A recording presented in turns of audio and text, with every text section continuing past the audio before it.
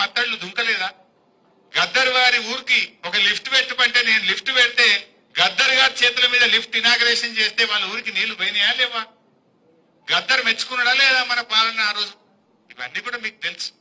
ఇట్లా ఎన్నో విషయాలు ఉన్నాయి. నేననేది త్రాగునీరైనా సాగునీరైనా అభివృద్ధికి కేర్ ఆఫ్ అడ్రస్ గజ్వేల్ గా మారిందా లేదా? ఇవాళ ఈ గజ్వేల్ యొక్క ప్రతిష్టను గౌరవాన్ని పెంచింది బీఆర్ఎస్ పార్టీ, పెంచింది మన కేసీఆర్. మరి మనం కూడా మన గౌరవాన్ని నిలబెట్టుకుందాం. నాకేముంటుంది, 9కి 9 మండలాలు మనం గెలవాల్సిందే. అన్ని ఎంపీపీలు అన్ని జెడ్పీటీసీల్లో గులాబీ జెండా ఎగరాలి. దానికి మీరు కష్టపడి పనిచేయండి. మేము కూడా శాయశక్తుల ప్రతి మండలం తిరుగుతాం.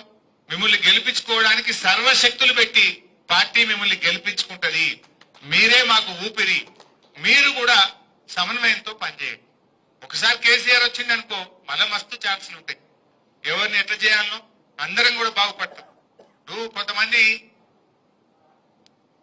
నాకేం పని కాలేదని అన్నారు మొదొకసారి వచ్చి.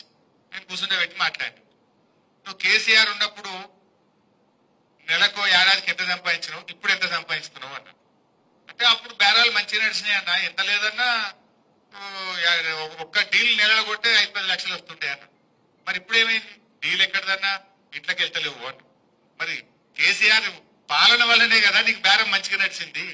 కేసీఆర్ ఉంటే ఏముండే, ఇవాళ ఏముండదో నీకు అర్థమైందా అని అడిగిన నేను. అవునన్నా ఇప్పుడు అర్థమవుతుంది అంటూ. ఒక మంచి పాలన ఉంటే, ప్రజలు బాగుంటే, వ్యాపారాలు బాగుంటే అందరికీ చేతినిండా పని దొరుకుతుంది. అందరూ కూడా సంతోషంగా. మేస్త్రీలు ఉంటారు, 4 ఇళ్ళు. ఇప్పుడు గజ్వేల్ మున్పట్లకి ఇల్లు కట్టురా.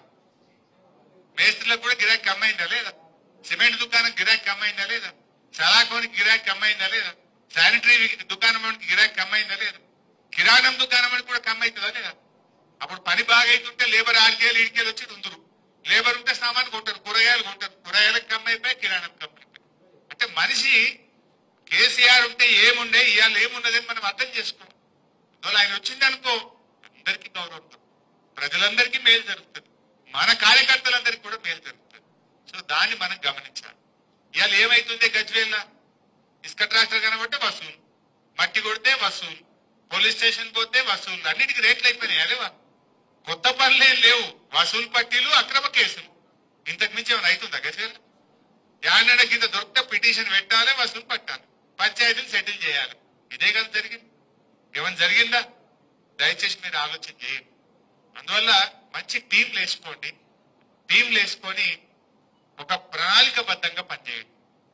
మనలో మన గ్రూప్